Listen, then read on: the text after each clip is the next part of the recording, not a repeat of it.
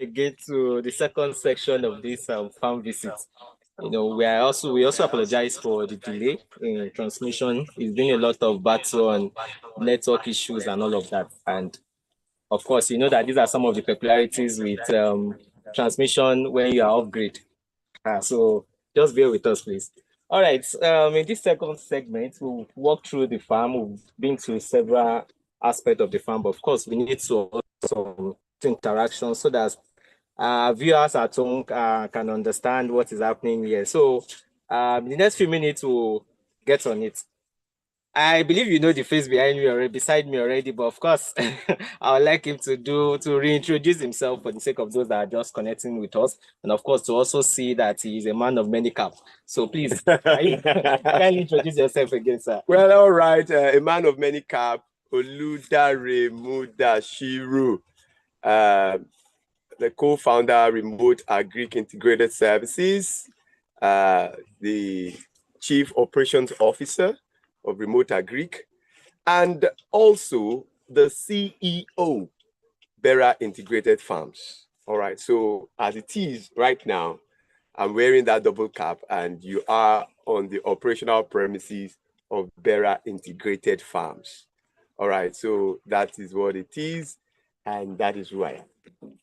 Okay, thank you very much. So before we go into details around Remote Agri, the operations and all of that, of course, you've also mentioned Bera Integrated Farms. Now, I'd like you to just tell us a bit of how all of this connects together, so that we can be on the same page.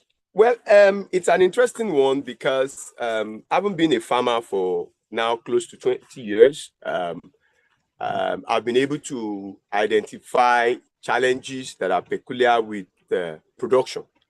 And while we were building competencies around trying to crack some of these big issues with respect to production, talk about availability of land, access to land, being able to handle the labor issues,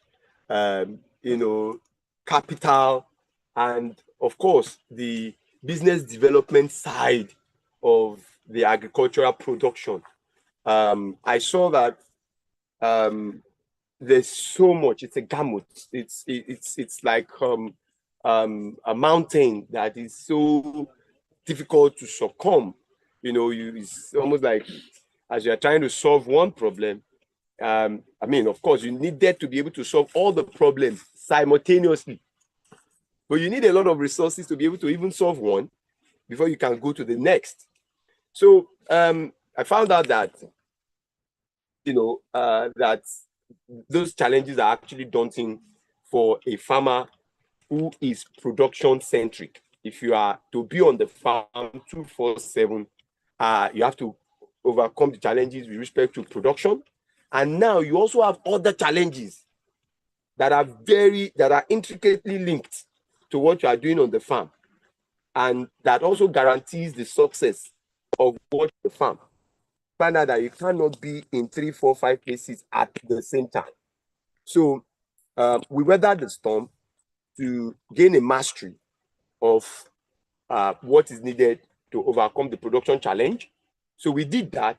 It took us a while, of course, because of the lack of the hand-holding experience that some people can now have with us in Remote Agric, or that they can have with us as Bera Integrated Farm. So having done that, I've always wanted to do the other side of it, which is what Remote is now doing, okay, which is interfacing between the farm and the people, all right?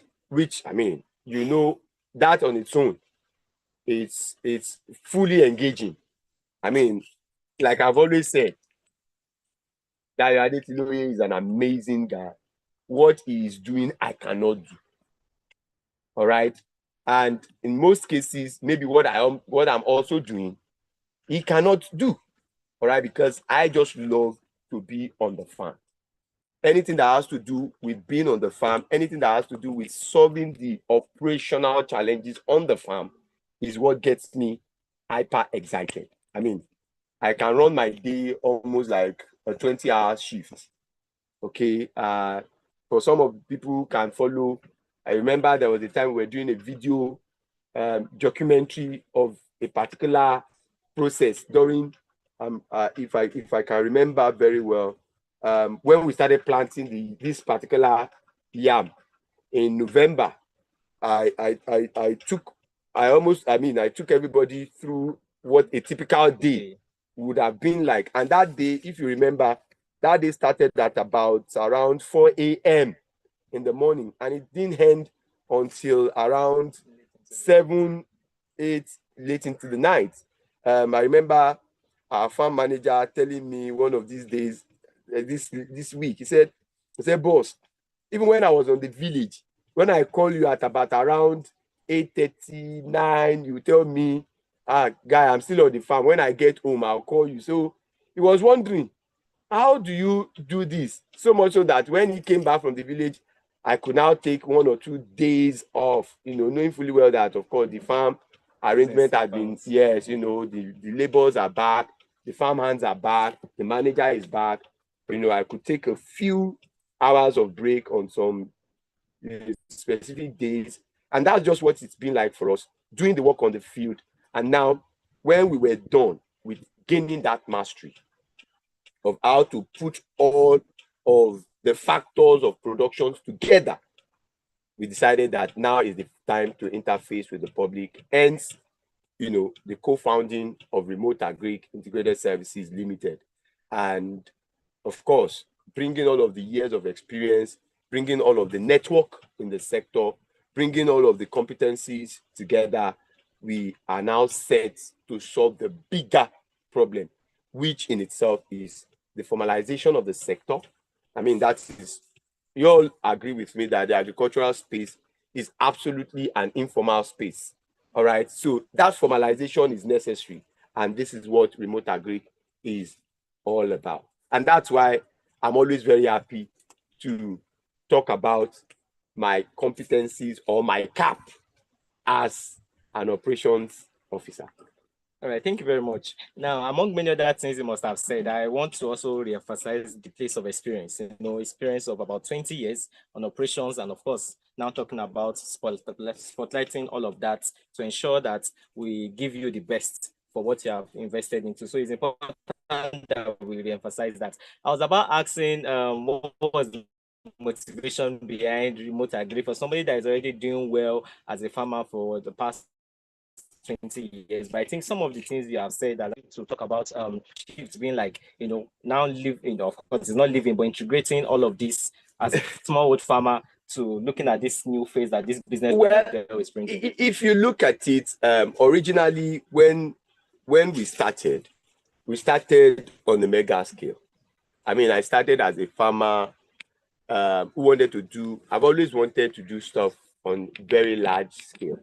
And when we started, we went all the way out. I can remember that project in 2009, 2010, 2011, when I went all the way to Jos, Plateau State in Nigeria. For those of you who are outside the country, somewhere in the northeast of Nigeria is a major hub in Nigeria for agricultural production. And we targeted a particular crop then, cabbage, all right? And that was what we wanted to go and produce.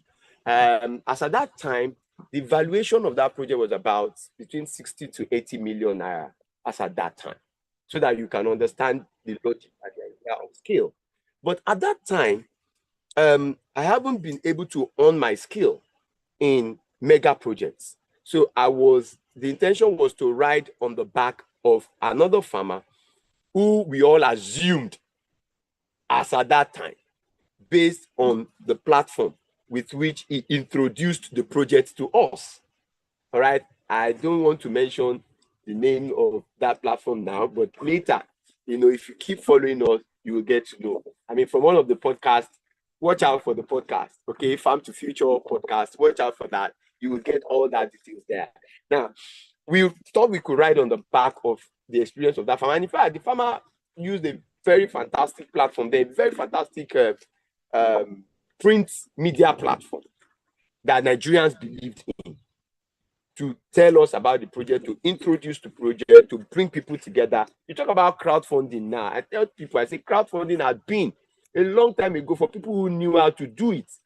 The only difference between what is being done now and what was done when we got on such project was that you now have the social media, you have technology, you have the communication technology. Now you can stay anywhere in the world and link up. But then it was on a print media. If you were used to buying that particular print media publication, which was a weekly publication that handled financial literacy for Nigerians. For those who have been on the financial literacy journey, they might be able to guess which of the print media I'm talking about. So this print media used to be published every week, and so we got it. I've always been on that trail for a long time. So we got that print media and we saw the project, and it was amazing. Agriculture has always been amazing to us. And so we got on it, only for us to find out that, come on, there's a difference between intention and competencies. There's a difference between intention and experience. There's a difference between intention and capacity. There's a difference between somebody telling you that I want to do something good and being able to do it. There's a difference, a huge difference. So as the project went on, we made all the commitment, financial commitment. I moved from the southwest to the northeast.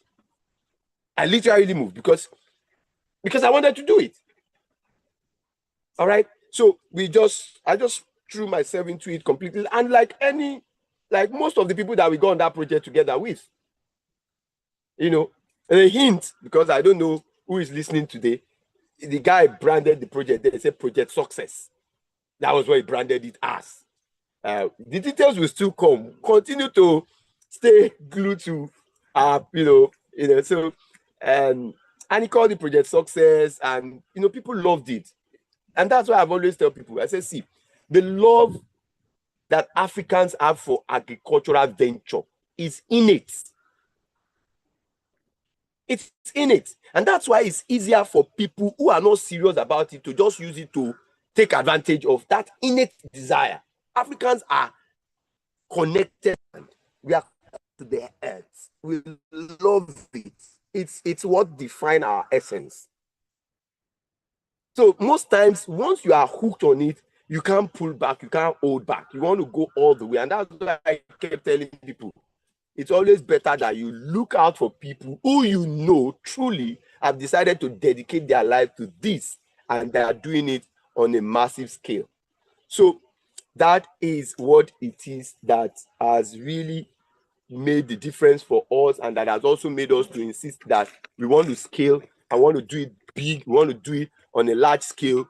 We are not willing, we are not ready to, take chances. Scaling for us has always been a part of what we do.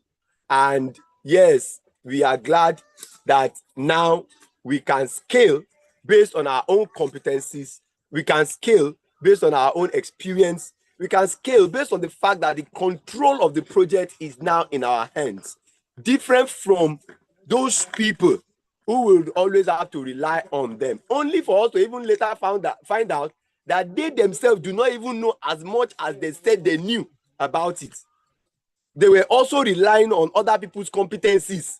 So it was still a we still had competencies gap, competencies issues, competencies issues, control matters, understanding the sector, being able to get the job done, understanding the financial space, understanding how to manage investment, manage investors' relations, and so many things were at fault during the course of that project. But the loss was there for us to really deal with. Okay, so the loss really became a feather in our hearts that has made it almost, I don't want to be boastful now.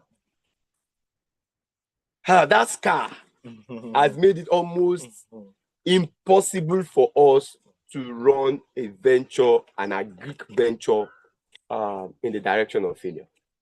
All right, thank you very much. I know that if we should leave Mr. Dari, he has so many things to say. But of course, while he's doing all of that, I want us to note some very important facts. It's the place of experience, like I've also said before. It's also to emphasize that we have had our downside, we Yes. failed, we have learned in the process. Yes. And now we have built capacity to serve you. And it also shows that the whole process is in-house. The capacity is in-house. It's not like we're relying. Yeah, we are not. So we have We are control not. of We the are entire process. absolutely. Exactly. So we need to actually begin also. I also advise, like he has said, because we believe that you cannot be an investor if you don't understand what you're investing in. Exactly. And that's why periodically we'll be coming up with content that will educate us, that also ensure that we're on the same page. All of this we are doing to ensure transparency. No, I'm even sure it's only in the month of May that we haven't done our webinars. Or have we done a webinar?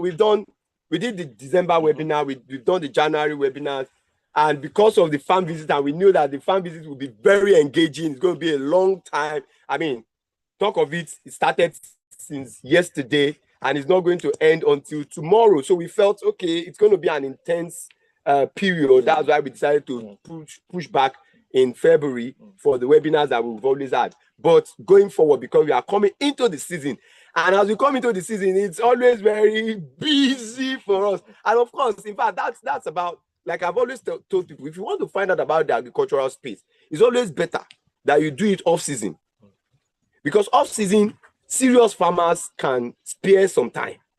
But once it's in season, of course, on our own side, it's almost, people ask, January to December, you guys are always on the field. It's like you don't even have, yes, that is for us. And also because we have also taken development as a core. People development is a core. So we can't say because we are now in season, we will not attend to the knowledge requests. We would not deal with the knowledge gap that people are trying to solve. So for us, Remote Agric, Better Integrated Farms, we are all out for the people. We are all out for the people, because whether you are solving the food security problem, you are solving it for the people. Whether you are solving investment needs problem, you are solving it for the people. And so you can't remain in the backside of the desert forever. There must be a time where you would interface with the people. And I think that's the time that Remote Agric is right now. All right, thank you very much.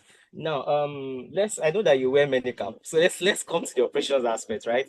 And for our investors out there, of course, we understand that we have built capacity and all that, but they want to know some of the challenges we might have been going through as in terms of the yam farm. We have seen some of the peculiarities for the pig farm earlier on today. So we want to ask, sir, we have been to several segments of the yam farm. We want to know what are the specific problems that we might have been experiencing in the yam farming process. Well, basically, the most challenging, the most difficult challenge. Now, if you look at, I wish I could speak to the dimension of these heaps that we have here, so that you can, I don't know if, most times when people see these images, they ask questions sometimes that makes us laugh.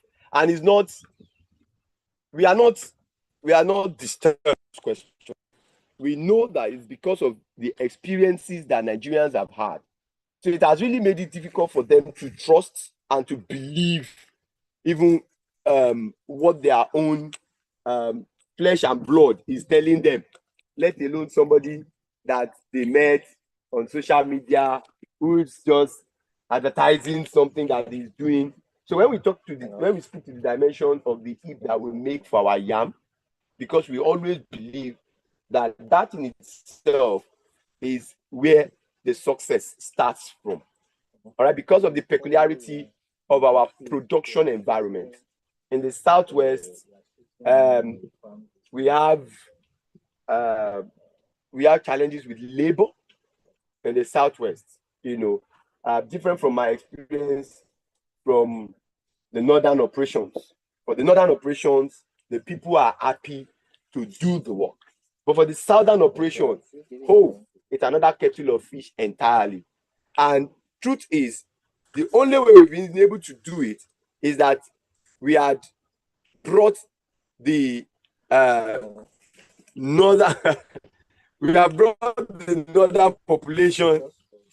We have brought, this is like I just got that. This is more than more than 1 meter. If you look at this, okay, this is more than 1 meter. All right. Now look at the height. All right. If you look at that height, this is about half of this. Now, if you look at this, the width is almost about the length. All right. So that's the side. And truth of the matter is, if you get to another section of the farm, you have almost like a half, 1.5 of this size. Yeah. Yeah. Because the farm is sectioned from section A to I. A, B, C, D, E, F, G, H, I. 9 sections of the farm. All right. So there are sections of the farm where you have like 1.5 of this side. All right. Peculiar, because we want to ensure that as far as we are concerned, we are not even concerned about failure rate. We are concerned about increasing success. You know, if we had a particular size last year as the biggest, this year we want to go for something bigger. All right. Truth is, we want to under-promise and over-deliver. And that is always very peculiar. In everything we do is peculiar. We are particular about that. So because of that, we don't go below a standard. There's a threshold. There's a threshold for our hip, and that helps, because this is now giving out technical details. Yes, we'll come to that briefly. But for our people, they've trusted us enough to have made investments, so we wouldn't mind to also give some technical details. But truth is, whatever details we give here, if you ever need to do any of this, please get in touch with us for the hand-holding experience. That is very important. Don't assume that because we are giving you this much information that you have enough, or that you have all that you need to get on with it. Please, because the hand-holding experience that we didn't get when we started made our mastery period to be longer. I don't know if you understand, but of course, when we did gain that mastery, because we now had to gain the mastery all by ourselves, because doing it and doing it and doing it and doing it and doing it and doing it, okay, and now brought us to a point where we can now say, forget it. If we tell you that it cannot fail, it's not because we are being boastful. We are saying it from experience. It's a function of the experience. So, and that's why what you are seeing here, fundamentally, the biggest challenge that we've had is labor. Okay. Getting the people to do the work to specification. Now, you can say, oh, are there no mechanization for getting the job done? But then if we have been chasing mechanization, you know, like I've always told people, I said, see, technology need in the agricultural space is supposed to be born out of necessity. I don't know if you understand. It's supposed to be born out of necessity. So have we exhausted our option of getting people to work?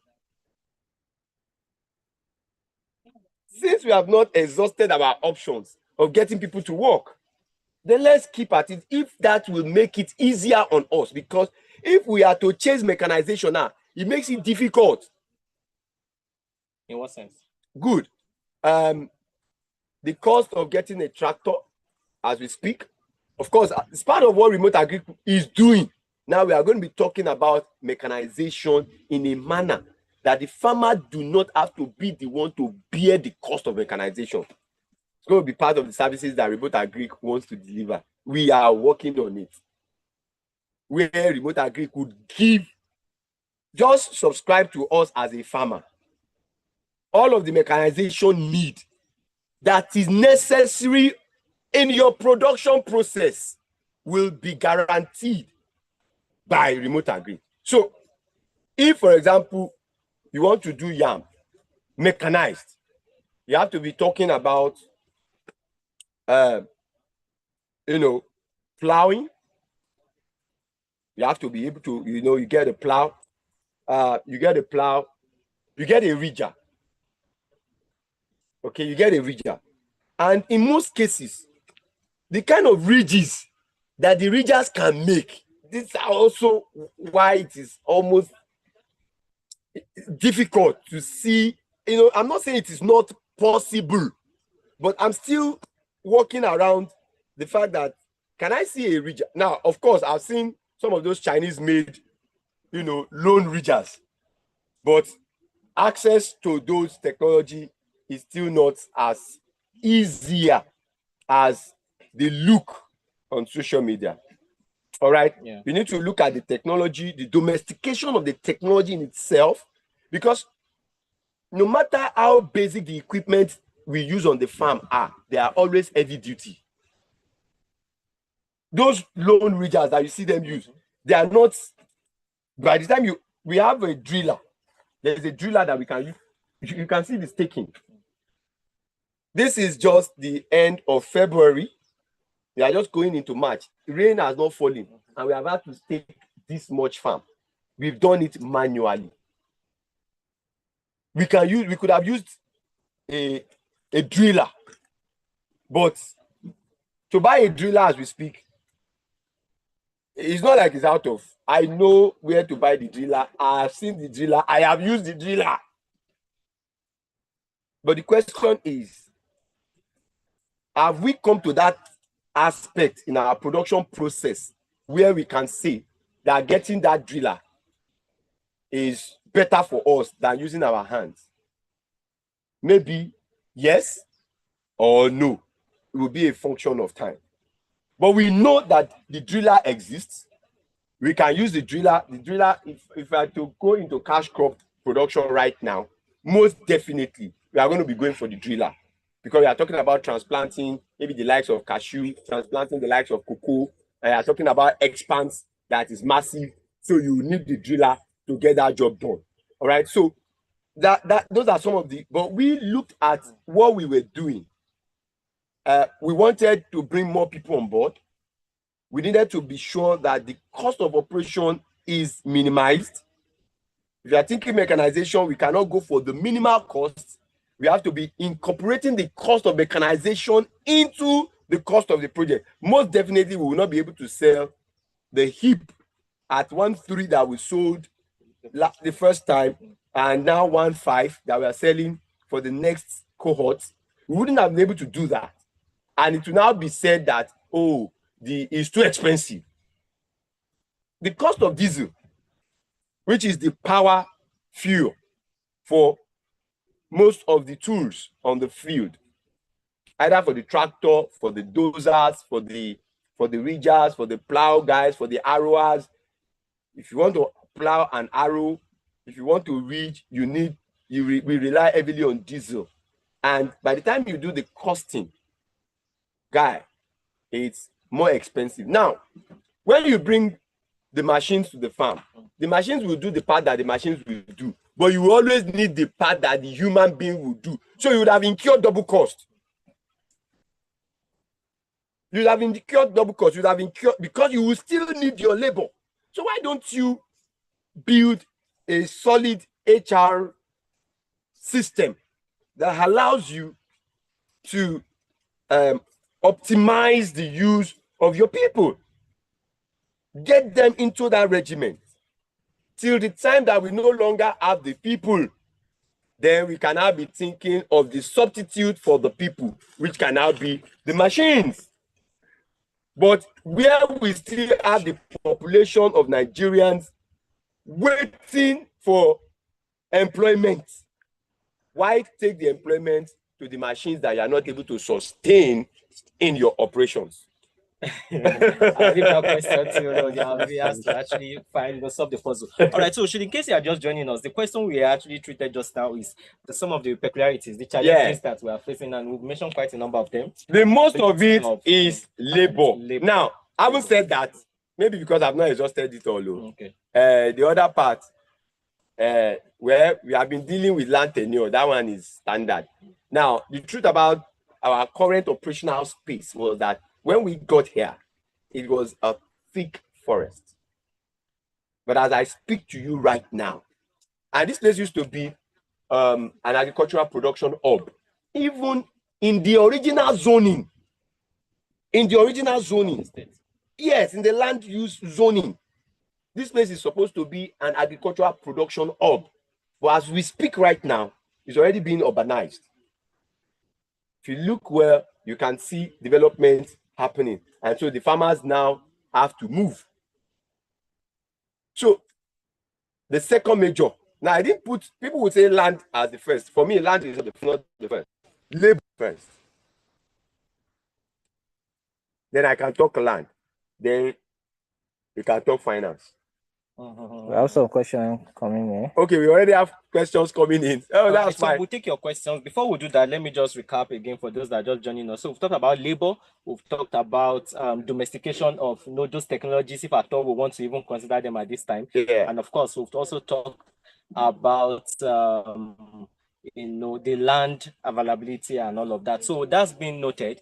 You actually mentioned something you have actually spoken a little bit about. I'd just like you to walk us through quickly for the sake of our investors that you said the concept is I own a farm remotely. So for me as a farm owner, I wouldn't know if you could actually walk us through the process of farming from maybe the land. Whoa.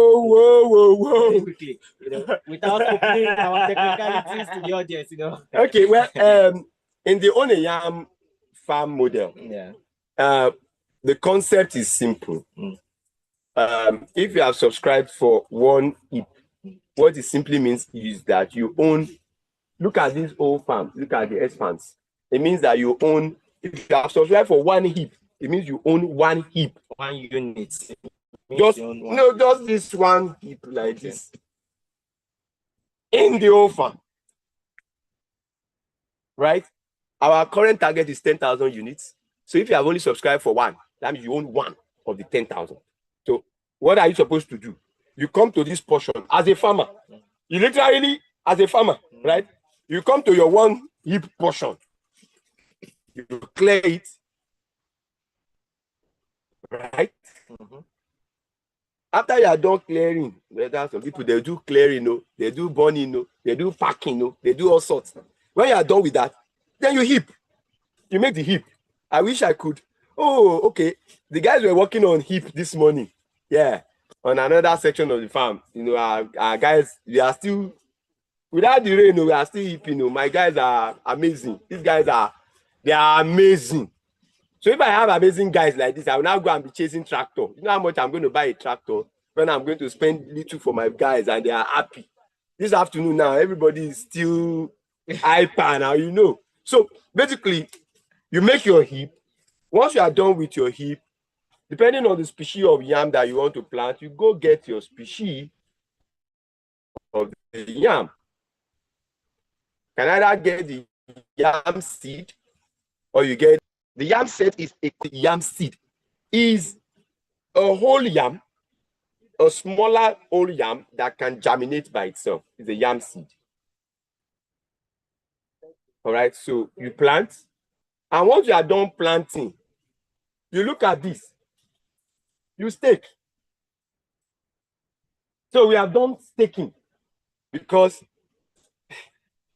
and you can see, we just know that the thing will work. There's no yam here yet, but we have staked. So we don't want the yam to begin to germinate and then not able to, climb as they should. I mean, it makes weeding very difficult. The agronomy of yam, sometimes the heat from the land makes the vine to drop their leaves, they shed leaves. So for us, we don't like our yam to shed leaves too fast because the yam in itself, the way the yam produces the tuber is through the leaves. All right, the leaves are working, they are photosynthesizing, and as they do that, they are storing up what they produce from photosynthesis in the root. which you now call the tuber. All right. So, and that is what it would have been for you as a farmer. You would have had to clear your land, you would have had to make your heap, you would have had to sort your seed or your set, you would have had to plant it, you would have had to weed and then stake. And once you are done staking, the rain will come. The NIMET data is showing us that professionally you should start farming, you should start planting by the 15th, 14th of April. But we are hopeful that especially if you are doing yam tubers, the rains will come. It's not like they will not come, but they are saying professionally for you to start planting, meaning that the rain would have come, stabilized enough for you to start planting. Now, in the case of the tuber, we've had 2 showers already. Those 2 showers are good enough for what we have. Now, there's another section of the farm that if you go right now, you will see the yam vine already growing. You saw that. So in some places, you will see those shooters. We call them shooters. They don't want to even pin like this. You see them moving. And that's what they do. So the shooters are like that. So as a farmer, every drop of rain is needed for the tuber. So you want to make sure that you do your work ahead. So before the rain starts, if you are doing yam, make sure that you have done all the work. That's what you are seeing here. Of course, there are sections of the farm where we have not done the staking, because we have been doing it in batches. And I give kudos to my guys. It's not a small thing. It's not an easy task. If you have section A to I, that's like section 1 to 9. You have farm section 1, section 2, section 3, section 4. I'm sure they are done with almost. I'm trying to give a breakdown now. We are left with about how many sections that we haven't done? 1, 2, 3, 4. I think we are left with about 3 sections that we have not done. Only for the new sessions that we are just preparing, because we are still planting. So we have 3 sessions not yet done. We've done about 6 sessions despite the dry season. All right. So, but because we know that regardless of the season and the seasonality issues, these are, or we call it a must-do. It's a must-do stuff. All right, thank you very much. From what you have said, I'm already feeling like a farmer, like I should go and start one farm. Oh! I feel like I know it all already. All right, so if you're not here, you're actually missing. Well, of course, thank God for technology. You can actually flow with us. Please keep your questions coming in. Soonest we'll take those questions. I would like to ask a question, sir. Yeah. You see, one of the things we are looking at Remote Agric is to ensure that we also incorporate the small older farmers. Oh, fantastic. To the system. Yeah. Now, my question in that regard is this: considering all of the capacity we have built over the years, yes, ensuring quality control and all of these things you have said. Now, as much as we're trying to bring everybody on board to ensure that we empower the ecosystem, how do you now ensure that those farmers that we are integrating into the system, keep to these standards over time? Yeah, well, you see, the way it is in because I'm also responsible for aggregating the farmers. Now, don't forget that the benefit I have in being able to do that is that, number one, the farmer sees me as one of them. Yeah. Okay, good. Number two, within our production ecosystem, we have been a trailblazer. So is it to... So the kind of success that we have achieved has now become a model that they are targeting. So when we tell them to do it this way, in fact, they come to us to ask us, how should they do it? Am I making sense? So once we now tell them how it should be done, they just go and do it. Now, we now also make them understand that if you have not built the culture of doing it the way we ask you to do it, we cannot onboard you. I don't know if I'm making sense. Because the benefit of you being onboarded as a grower on our platform is more we have an off-taker arrangement, we have the input process guarantee. The uncertainties that comes with being a crop producer is completely taken out once you are onboarded on the remote agric growers. You know, you have a growers partnership or growers arrangement or producer arrangement with us. There are certain uncertainties that are taken out. You know, talk about as it is. Here in Bera Farms, at Bera Farms, we don't have issues. We're talking about meeting our operational obligations. In fact, we meet our operations. You know, we don't have money to buy input. We can't do no. It's no. I mean, what do we have to say to our investors who have already paid ahead? Do you get it? So they have already secured the production process, and that's exactly what we are also doing for the smallholder farmers who we are onboarding on our platform. We are also helping them to secure. Don't also forget that for us, we are upscaling. They're going to go from 10,000 to about 40 or 50,000 for the next year production. And that definitely will not only be done by Bera Farms. We already have farmers who are like, come. So even, interestingly, maybe I should not let the cat out of the bag for our investors yet. Getting enough seed across to the farmers now is almost becoming an issue because they're like, you know, your species of yam, that species is what we want. We will not allow you go and give us it is that species. So that, you know, so watch out. All right, thank you very much. Thank you very much. I know those questions are coming in. Yeah. Let me ask a quick question. You know, something you stated while you were talking, then maybe we'll go to the questions from the audience and we'll move forward. But before I do that, the essence of all of this is not just to come and do another section of talking. It's to also reassure you that we have capable hands on ground. We have a system that is working, and we can assure you that your money is not an audio farm. You know, like no, it's not an audio farm. Like you said earlier, no. we don't collect money for farming now. And do FX.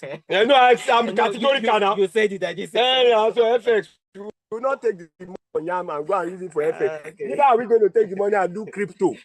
You understand? No, I wish you can feel our hand though. See, look at it very well. This is real Agbe hand though. You understand? So this is not hand for laptop farming. We don't do.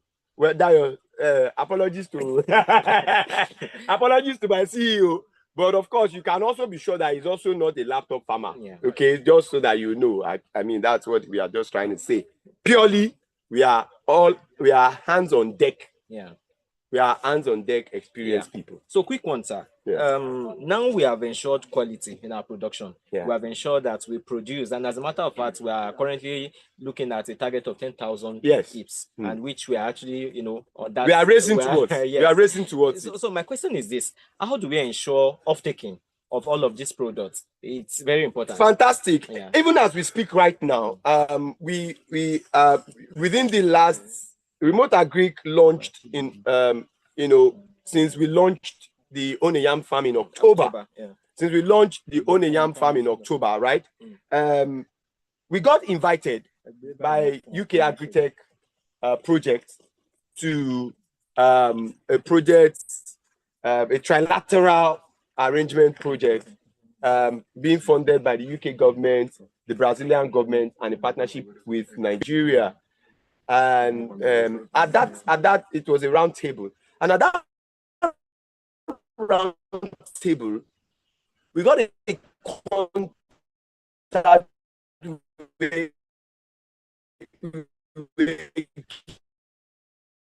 even a contact of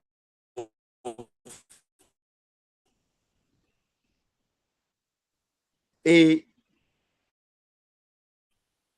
process who is only interested in yam as details. Once 1,000 rivers, they are already looking us for some specific. Fine. because you know that we have expertise in yam production, guarantee your own species. Just give us the yam set. No, we don't even need you to give us 100. Just give us maybe 20 tubers. Allow us to repropagate it for you, for each of the species that you want, and give us another 1 year.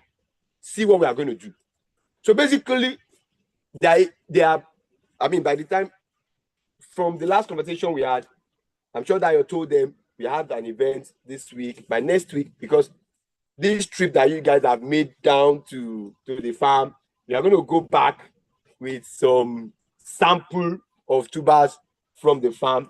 And so it's going to be taking the sample of the species that we have to that particular off-taker. I'm sure that meeting is going to happen next week. If they want a part of our species, if it's good enough for what they are doing, we might also incorporate their own production into what we are doing.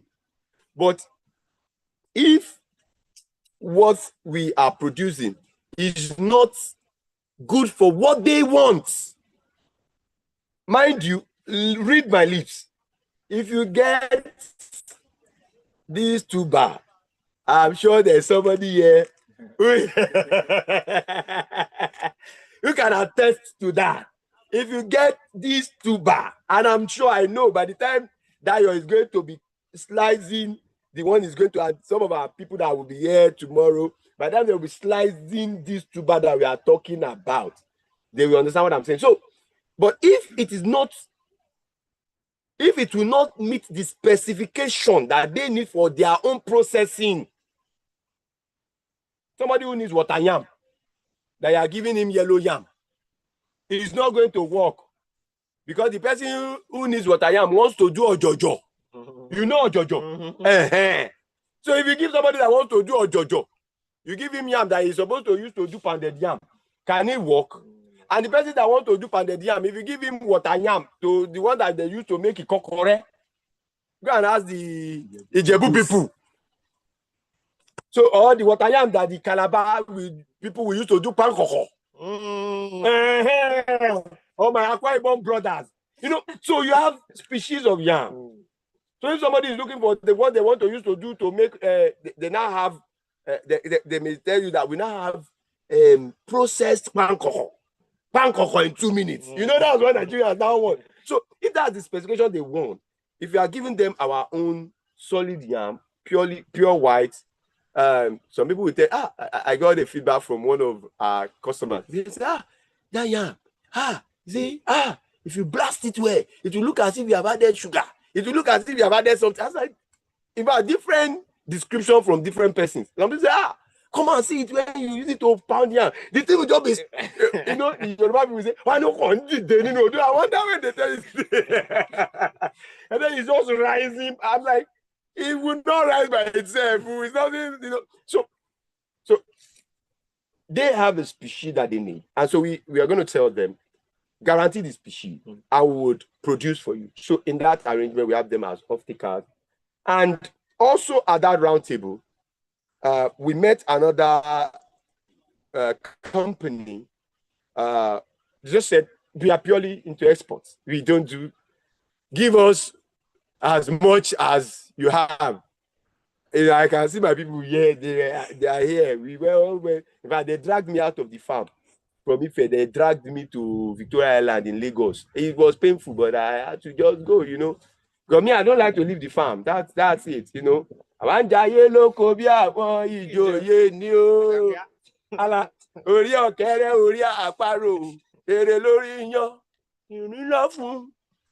So, apologies to those that don't. Yeah, well, you know, you can go and learn.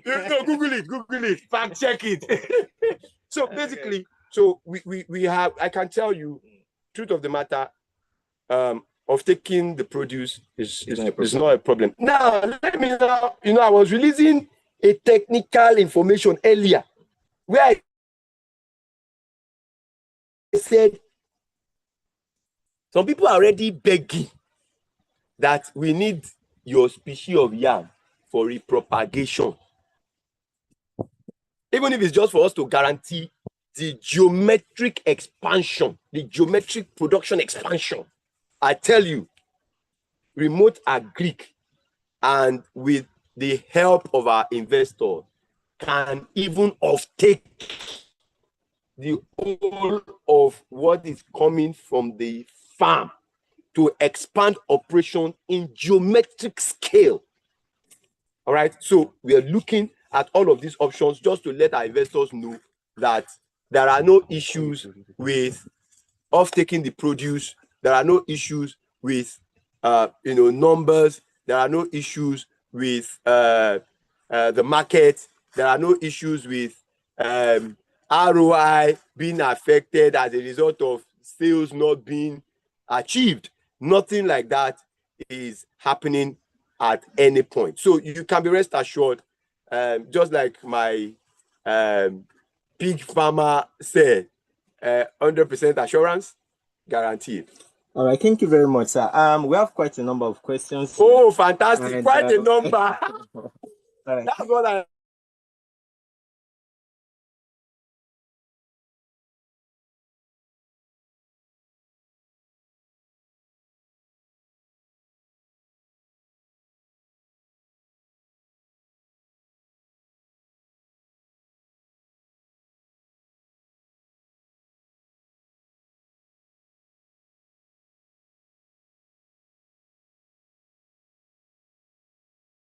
A very important one is saying that, out of curiosity, this person would like to know that.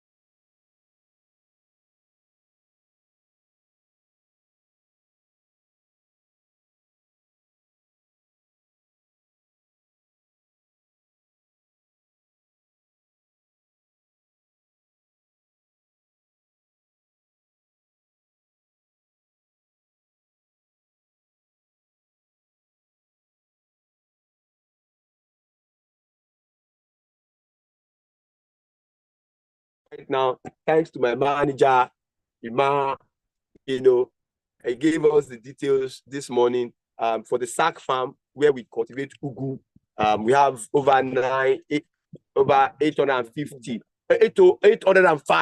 805 stands already. We have that's fruited pumpkin, that's ugu. We have cucumber, we have pepper, we have watermelon. So when it's time for that to be picked, it's purely women-centric. We are also trying to be gender balanced. I understand the place of fighting for women, and the Agric ecosystem can be, in fact, honestly speaking, if you come in season, it's almost as if the farmers work for the women. Yes. And I remote Agric during the maize season.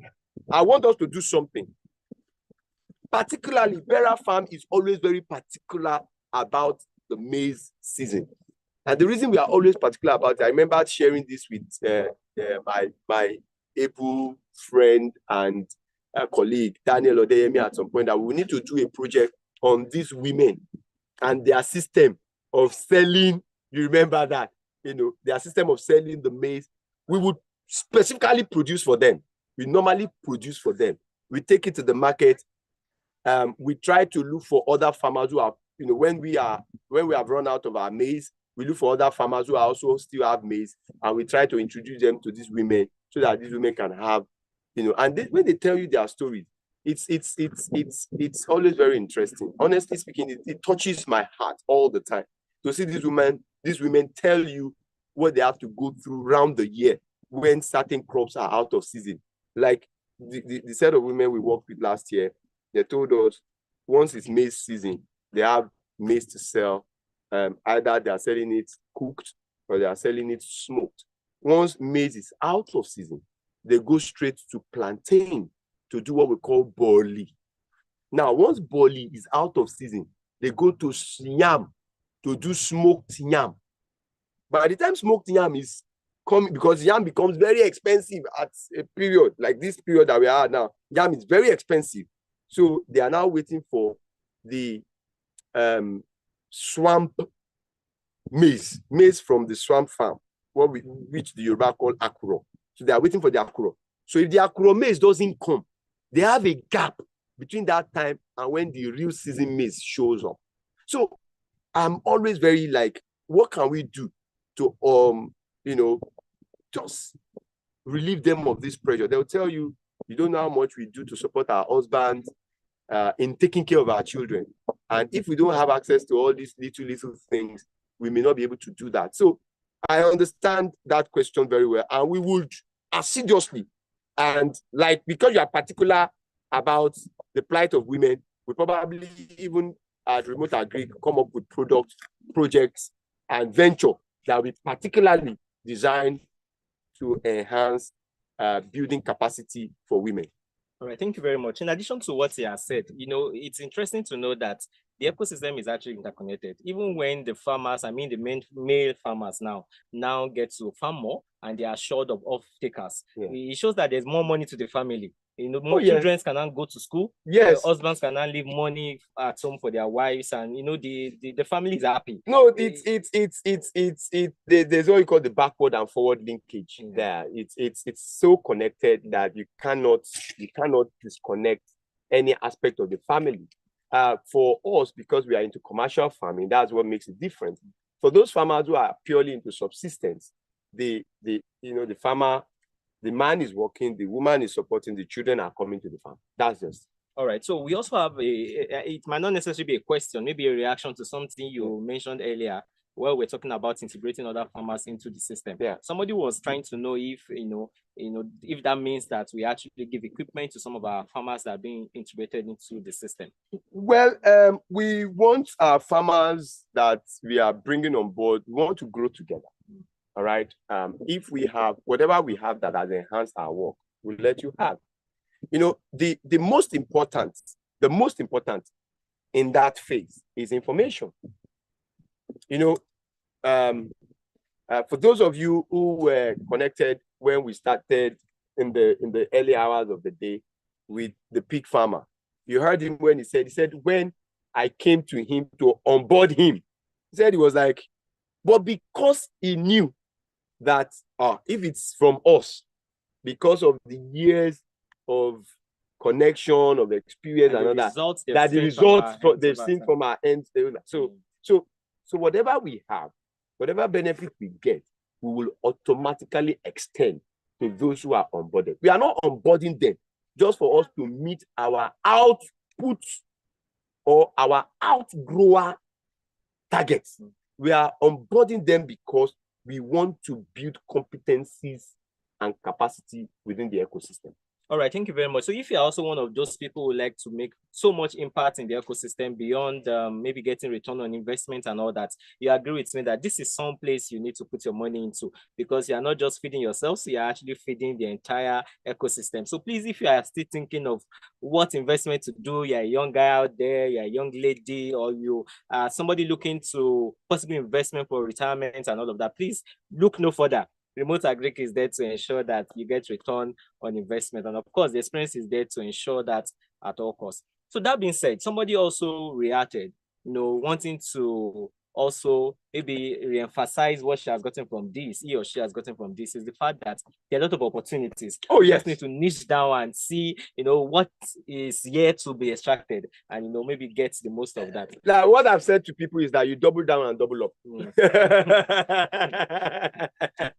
You just double down and double up. You just, if this is a presentation where you are asking me to talk about the opportunities, you know, I can be here for the next 10 hours. Interestingly, that will be my next question. So we'd like to know, what are the opportunities? You know, we've talked about the challenges and all of that, and we'd like to know what are the opportunities that are available in yam farming, not remote agric now, but in yam farming. What opportunities are there? You know, like as investors or as farmers? Most times, whenever Dayo ask me that question, I always tell him, I just flip the challenges. Just flip it. I've listed the challenges, just flip it. When you flip the challenges, that is the opportunity. Okay, what do I mean? We need to make the heap. If we can't get people to do it to our standard, can we get, you know, domesticated technology? Yeah. So we are just selling it. We are just renting it. Hey, you are interested in technology, local content, technology that is local content driven. Is that not an opportunity? And this farmer that used to do 10,000 heap is saying he wants to do 100,000 heap. Most definitely, he will need some form of mechanization at some point. Is that not opportunity? Now, let me shock you. The whole of the North American space. Look at the black population in the North American space. In the US, in Canada, they want to eat yam. You come to Europe, they want to eat yam. Am I speaking? Yes. Now, there's a brand. I'm not advertising, and I'm not going to advertise for them. When they want us to advertise for them, let them come. They are processing yam. Easy to eat, easy to do, easy to breathe, and you must always remember, it is a consumable. If you buy 100 yesterday, in another 100 days, you need to buy another 100. So it's not a one-off. It's not like you're going to buy it once and you will not buy it again. So there is that need for it. In and out of season. You go and ask the Ekiti population where they can eat pounded yam in the morning, eat pounded yam in the evening, use it for another, if there's dessert after pounded yam, they will take it, they will now eat it again in the night. So given that opportunity, they will eat pounded yam 5 times a day. So for them, they want to have access to yam all year round. And if you have that gene in you and you are in the US, you will fall sick for not eating pounded yam. So there's even markets for yam even outside the shores of Nigeria. A lot of people are traveling now. And yam, you see, there's something about yam that is very universal in Nigeria. I don't want to go outside Nigeria before they will not start fact checking me, but I will stay within. I have my people this year, amazing set of guys. I give them kudos for who they are, give them kudos for where they are from. My Taraba guys. You go to Taraba, they are known for loving agriculture. They do all of the things they do using the O, for example. But guess what?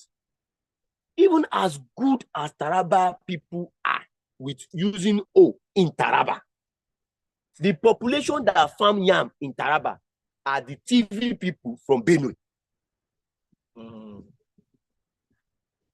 So, talking about opportunities that are around yam, here today, I've spoken about water yam. Water yam to the Ijebu people. Water yam is not for them to cook and eat you like some people. Come as of once water yam becomes dry, that's when they will now start cooking it to eat like normal yam. Ijebu people will look at you and say, you don't know what you are doing. If you are cooking water yam to eat as yam, Ijebu people would appreciate water yam once it is used for a kokore. My south people from Cross River, from Akwa Ibom will tell you the best way to appreciate water yam is when you use it for pankoko, which is similar to the kokore in the Jebu people. Some people will tell you, it is a gongo. That is gongo yam. Is yellow-like. Is, but if you know how to pound yam very well, you will know that to pound the gongo, you must have You must have a gungu. You must have a gungu. Your upper must be strong. Because when you pound a gongo to a point, it will almost look as if you have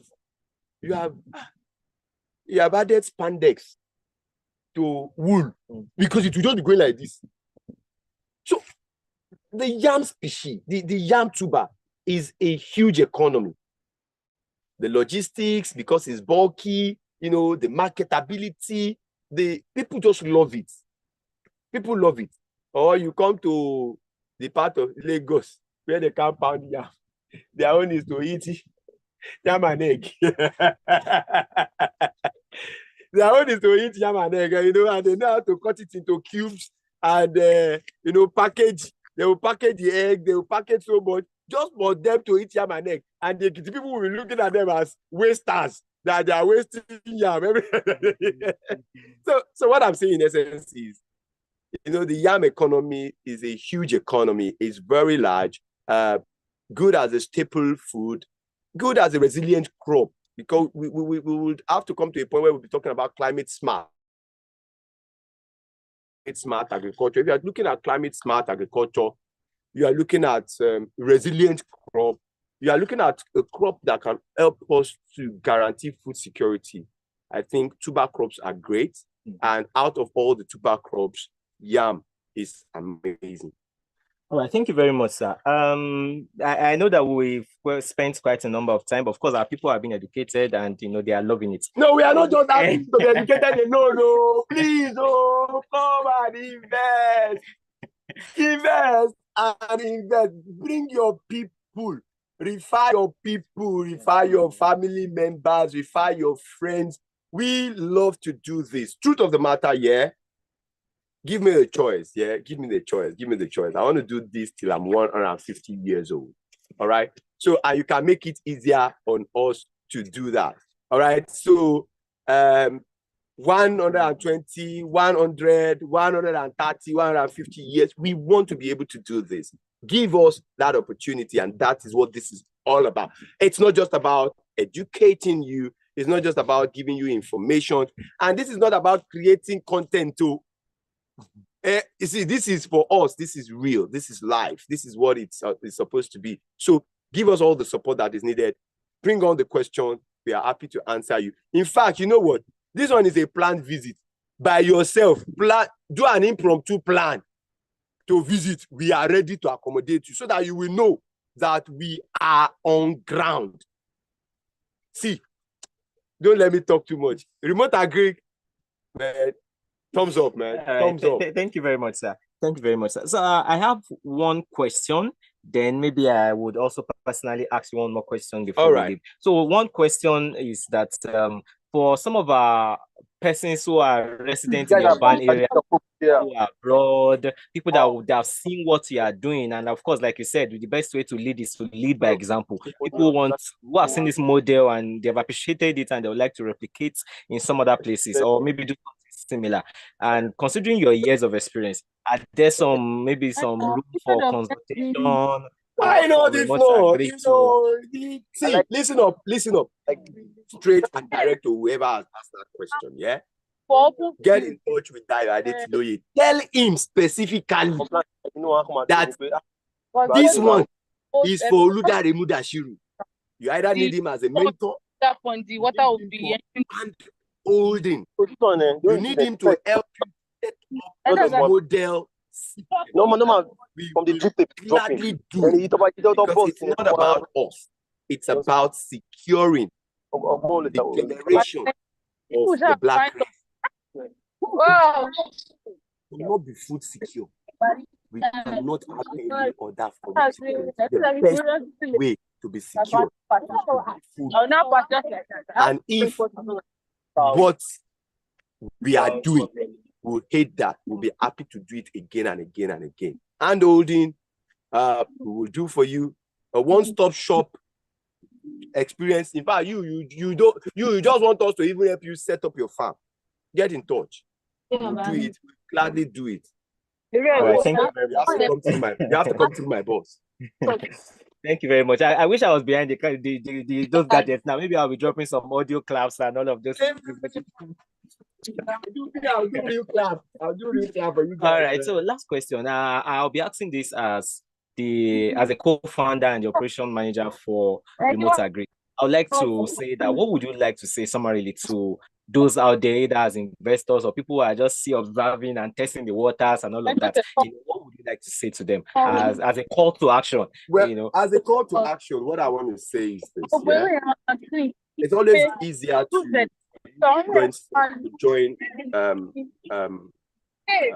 join forces with people who are operationalizing an idea at the nascent stage, because as that idea grows, there's always that loyalty bond. We will always maintain that loyalty bond to those people who have enabled us. We want you to be among the population of our enablers. Just become one of our enablers and enjoy that loyalty for life. That's all I'm going to say. All right, well done. So far, that's the main man. That's the main man. You'll be hearing from our Chief Operations Manager at Remote Agric, and I'm sure the reason why I'm here is to collect the money.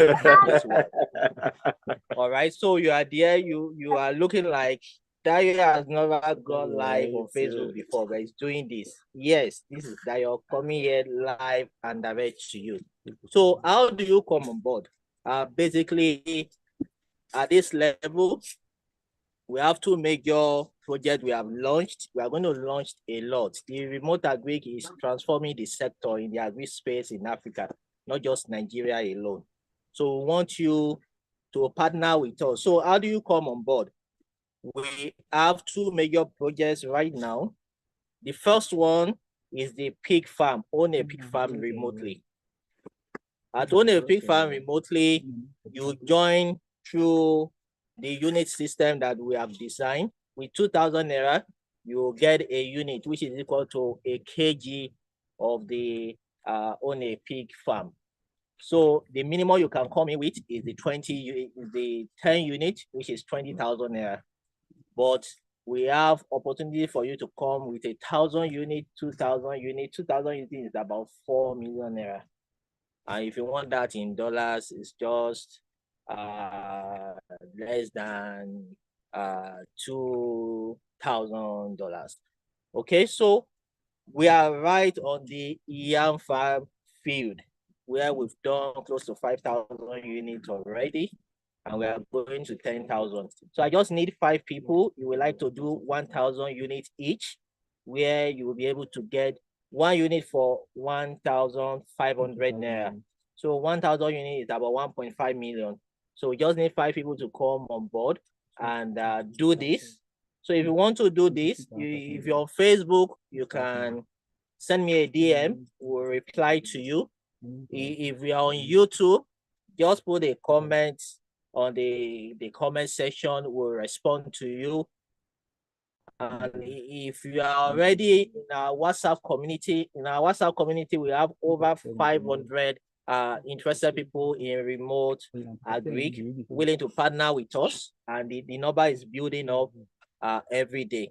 So this is massive. This is huge. We need your partnership. So reach out to us. Our website is remoteagric.ng. You can check us out. And if you need a number, you can call right now. I will drop my number for you at 080 60779290. I will say it again so that you will be able to reach out. 080 6077 9290. So this is the number that you can reach out and you get instant. If they are calling from outside the country, just add the +234. Yeah, the country code. +234. Okay, yes, all right. Okay, you can also check from the comment section that number. Okay, so will be there also as well. You get that. So if you are calling from outside Nigeria, +234 is the code to add to the number so that you can reach out. We are transforming the agricultural sector in Africa, and we are doing it practically. Today is day one of the farm visit, and what you are doing now, if you are watching online, is visiting remotely. You are visiting the farm remotely where we have 5,000 heaps of yam heaps here, and we in remote Agric we are dealing with over 10 crops, but it's only these 2 crops that we are opening for the public, and this is combination of years of experience from both the founder and the co-founder. Pulling these together, we are transforming agriculture in Africa. If you have questions, drop it. We'll answer those questions for you. We'll reach out with you and all that. I think I also wanted to add one more thing. Dayo has spoken around, the 2 ways you can be directly involved right now. But I think there's the other one that you didn't mention, which is equity investment. We are also in that phase currently where we are raising equity investment for remote Agric. Okay, so if you are interested in being a part of the company in itself from that equity side, you're looking for, I want to be a part of what you guys are doing as an equity investor. So you're looking at, equity investment, because we are going to take this to like dimensions. All right, the time will come, we'll talk about private placement. The time will come, we are looking at IPO, we are looking at going public at some point. So like I said, join us now. All right, join us now. Now is the time for you to join us so that you can have a guaranteed return on investments in no time, because this is the sector. This is the next big sector. Is the sector with the next big thing. All right, so you can't afford to not take advantage of all that we are able to do. Yes, so you've had that. We are open for private placement, equity investment. If you are there, you are an investor and you would like to be part of this, we are open at this stage. We want you to come in. Just reach out to the number again, +234 8060779290. So just go ahead and reach out to us. In any of the platform you have, you will see the number drop down there, and it will be, you can pick the number and make a call. So I don't know who is listening to this, whether you are on YouTube or Facebook or on our WhatsApp community. This is the next big thing. I'm telling you, the potential of what we are doing is massive, and it's the speed that we are scaling with this, because of the years of experience. I've done 12 years in private sector. He has done 20 years in private and also private sector as well. So this combination of years of experience is the reason why in the last 4 to 5 months we'll be able to done so much that people are like, who are these remote Agric? He talked about the UK Agritech events. In less than 4 months, the UK is already recognizing what we are doing. This is just to let you know that is a massive work we are putting into this opportunity. So we want to just wrap up this live event with you. Why the investors that are here on ground in Ile-Ife community, where one of our farm location is resident, we want to just say thank you for listening to us. Thank you for joining us. We recognize one of our investors from UK, Mrs. Ife. Thank you so much. She has been here Amazing. with us since morning. Thank you so much. We appreciate Thank you so very much.